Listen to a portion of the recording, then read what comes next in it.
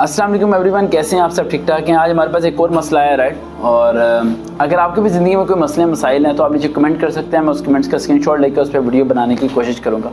आज मसला ये है कि एक लड़की ने हमसे सवाल किया, पूछा कि सर आज से 2 साल पहले मेरे हस्बैंड ने अपनी वालदा के साथ मिलकर मुझे घर से बाहर निकाल दिया था और मैं अपने वालिदैन के घर आ गई थी। और उन्हीं दौरान मेरी बेटी भी पैदा होगी और इस बात को 2 साल हो चुके हैं और बेटी को भी 2 साल उम्र हो चुकी है। 2 साल के बाद मेरे हस्बैंड को याद आई मेरी और वो अपनी माँ को लेके मेरे घर आ गया मुझे राज़ी करने के लिए। तो मेरे वालिदैन ने मुझे बड़ा ज़ोर दिया कि तुम चले जाओ इसके साथ और अपना घर बसाओ, क्योंकि वो भी तंग आ चुके हैं, मेरा ख़र्चा पानी सब उठा के। लेकिन 2 साल मैंने जो ज़िल्लत और रसवाई देखी है वो मैं किसी को बयान नहीं कर सकती। तो सर ये आप बताएं कि मैं क्या करूं, चली जाऊं उसके साथ या ना जाऊं? कुछ लोग मेरे पे इतना यकीन करते हैं कि मैं क्या बताऊं आपको, कि मैं अगर उन्हें कहूं कुएं में छलांग मारा तो वो मार देंगे। यकीन मानो वो मार देंगे। इसी बात से मैं डरता हूं और बोलने से पहले 1000 बार सोचता हूं कि या अल्लाह मेरी जुबान में वो ताकत पैदा कर जो असर रखे, मेरी गुफ्तगू से लोगों के मसले हल हो जाएं। शायद मैं वो जरिया बन जाऊं जो आपके दर्द का मरहम बन जाए।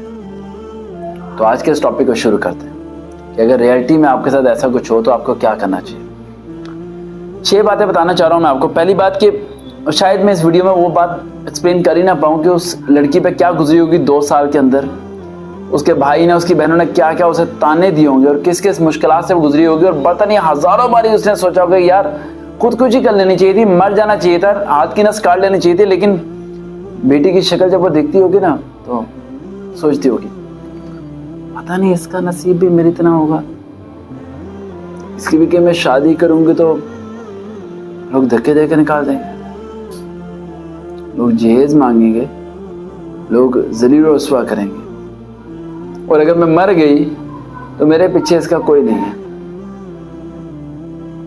फिर शायद मेरे अपने किसी यतीम खाने छोड़ के आ जाए और फिर वहां से ये किसी गलत जगह चले जाए और वहां से पता नहीं क्या कुछ हो जाए।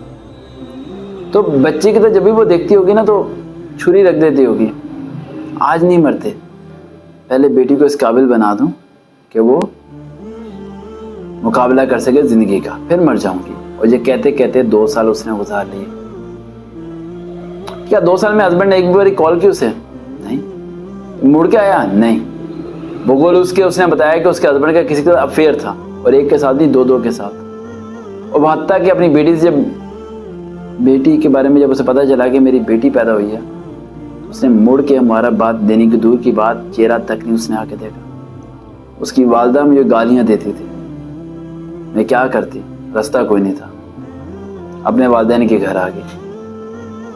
अब वो 2 साल के बाद आए हैं राजी करने हैं, माफ़ी मांग रहे हैं वो मेरे सामने, आंखों में आंसू हैं सर उसके। मेरी बेटी को गले लगाया उसने सर, चीज़ दिलाई उसने, जाके मिन्नतें कर रहा है, ये देख मैंने तुझे तलाक तो नहीं दी ना, आजा वापस, अकल आ गई मुझे, सर बताएं क्या करूं, माफ़ कर दूं? एक बात बोलूं, कड़वी है लेकिन हजम करनी लाजमी है।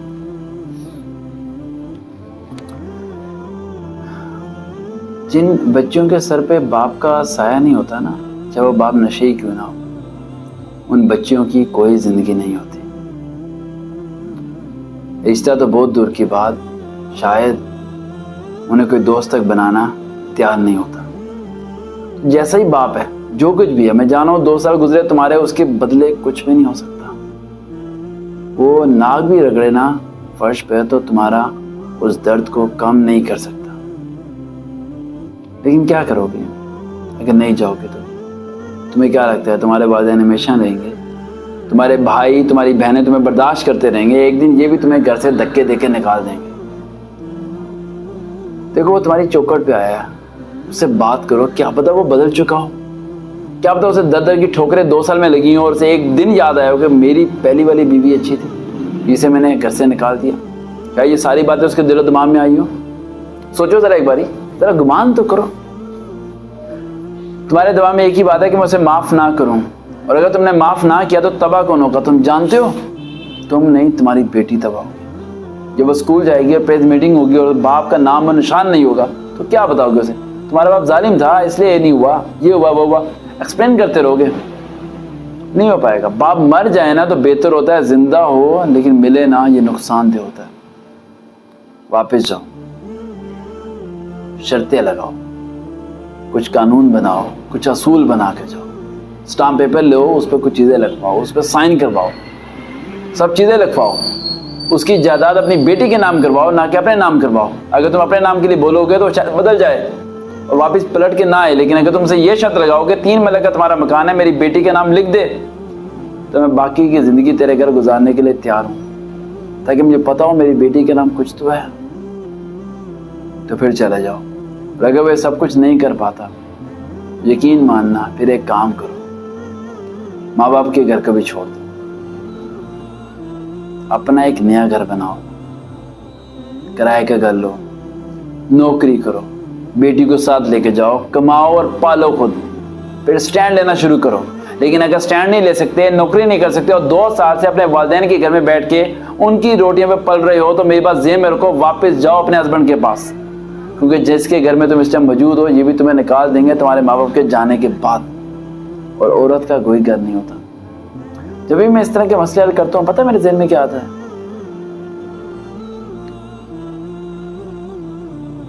अगर मेरी बेटी होती कैसी तकलीफ होती। इन लोगों की ना माओ ने तरबियत गलत की है, तुम्हारा कसूर नहीं है, तुम्हारे हस्बैंड की तरबियत गलत हुई है। और एक बात ज़हन में रखना, जिसने सब्र किया उसे मंजिल मिली। तुम्हारी बेटी डॉक्टर बनेगी, अफसर बनेगी, और उसके साथ वो सब कुछ नहीं होगा जो तुम्हारे साथ हो रहा है। और तुम्हारे साथ ये सब कुछ क्यों हो रहा है? क्योंकि तुमने एक गलती की थी, तुमने तालीम हासिल नहीं की थी। काश तुम्हारे पास तालीम होती तो तुम्हारी ऐसी हालत ना होती, और अगर हालत होती भी तो मुकाबला करने की हिम्मत होती। लेकिन आज तुम्हारे पास तालीम भी नहीं है और हालात भी खराब है, मुकाबला करने की जरा बराबर भी तुम्हारे अंदर हिम्मत नहीं है। अपने वक्त को समझो यार, वापस जाओ, घर को बसाओ, लेकिन कुछ शर्तें रखो, माफ कर दो। उम्मीद है शायद अल्लाह ने उसे भेजा हो तुम्हारे घर को बसाने के लिए।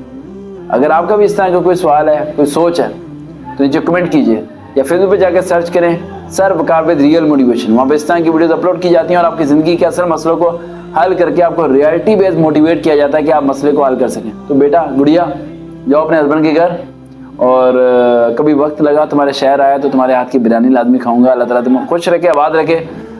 एक बात ज़हन में रखना, यही हस्बैंड तुम्हें 1 साल के बाद उम्रे पे लेके जाएगा, सब दर्द खत्म हो जाएगा। बस तुम हिम्मत रखना, हिम्मत रखना। लोगों की बातों में आके वापस अपने घर में मत रुक जाना।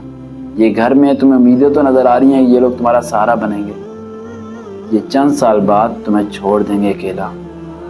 मूव फॉरवर्ड, जाओ अपने हस्बैंड के घर। अल्लाह हाफिज।